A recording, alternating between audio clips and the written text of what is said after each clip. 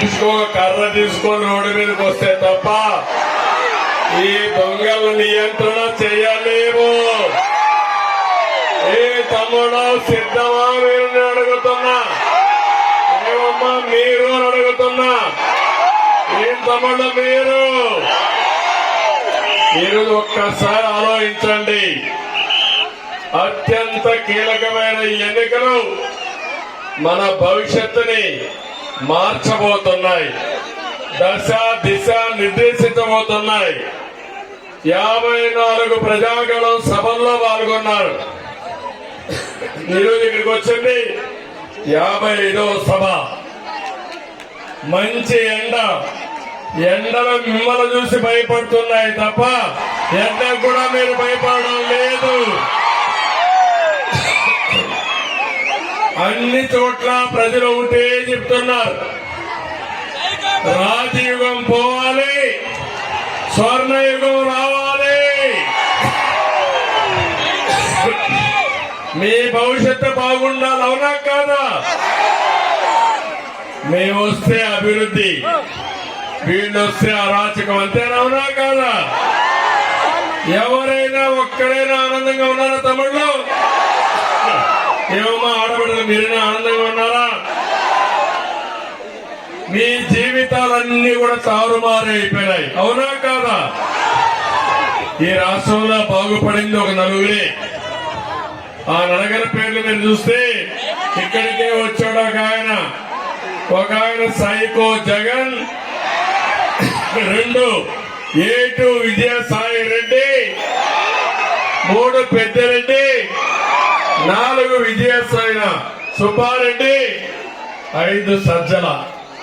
ఈ 5 మంది తప్ప ఎవరైనా బాగుపడ్డారా తమ్ముళ్ళు అని అడుగుతున్నా. ఏంటి అరాచకం?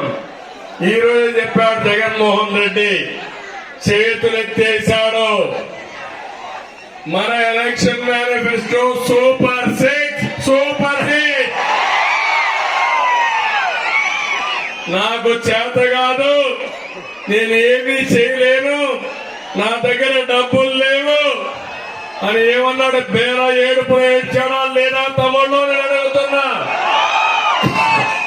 ఒక నాయకుడికి ఒక విజన్ ఉండాలి, పరిపాలన దక్షత ఉండాలి, సంపద సృష్టించాలి, ఆదాయాన్ని పెంచాలి.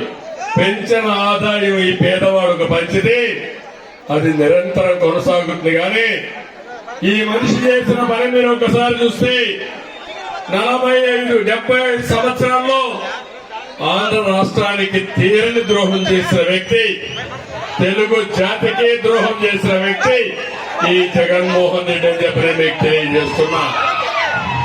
ఇక్కడ ఉండే వాళ్ళందరూ ఉన్నారు. ఏం తమ్ముళ్ళు ఒక్కడైనా ఆనందంగా ఉంటే చెప్పండి, నేను వినాలనుకుంటున్నా. ఏం తమ్ముళ్ళు మీకు ఉద్యోగాలు వచ్చాయని మేము అడుగుతున్నా, జాబ్ క్యాలెండర్ వచ్చిందా అని మేము అడుగుతున్నా, డిఎస్సి పెట్టాడా అని మేము అడుగుతున్నా, పరిశ్రమలు వచ్చాయని మేము అడుగుతున్నా, వస్తాయని నమ్మకం ఉందని మేము అడుగుతున్నా. నేను వస్తే జాబ్ రావాలంటే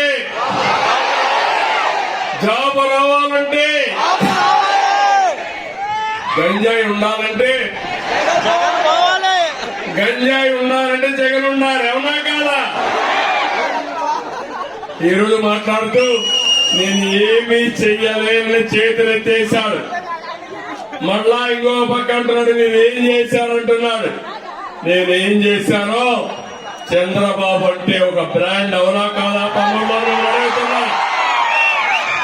అభివృద్ధి చేశానా లేదా అని అడుగుతున్నాను. ఈరోజు హైదరాబాద్ ఉంది, మీరందరూ అర్థం చేసుకోవాలి.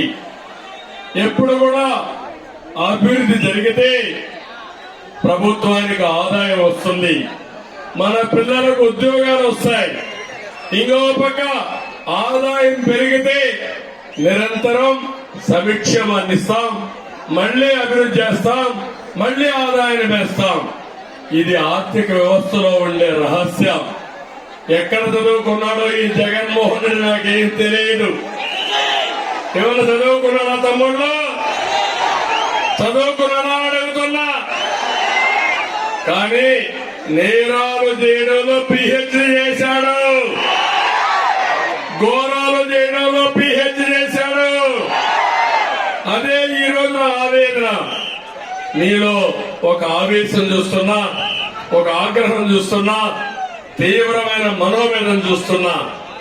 ఎంత దుర్మార్గుడంటే మన ఆస్తులు, మీ తల్లి తండ్రి ఇచ్చిన ఆస్తి, మీ తాత ముత్తాత ఇచ్చిన ఆస్తి, పట్టాదారు పాస్ పుస్తకం పైన ఎవరి బొమ్మ తమ్ముళ్ళు అడుగుతున్నా, ఎవరి బొమ్మ వేసుకోవడానికి అవకాశం వేసుకోవాలని అడుగుతున్నా మిమ్మల్ని. మీ పొలం చుట్టూ మైల్ సర్వే రాళ్లు ఎవరి బొమ్మ వేశాడు?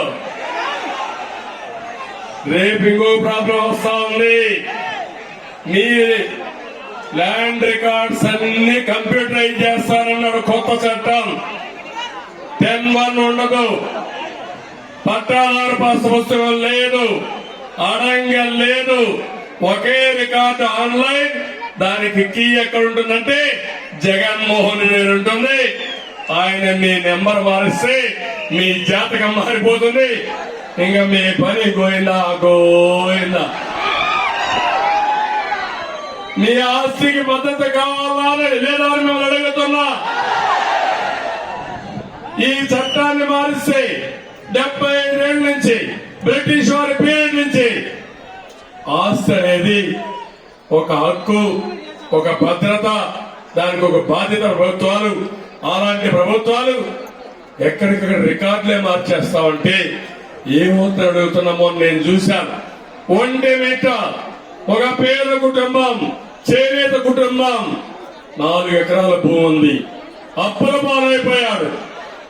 ఆ 4 ఎకరాలు అమ్మి అప్పు కట్టేద్దాం అనుకుంటే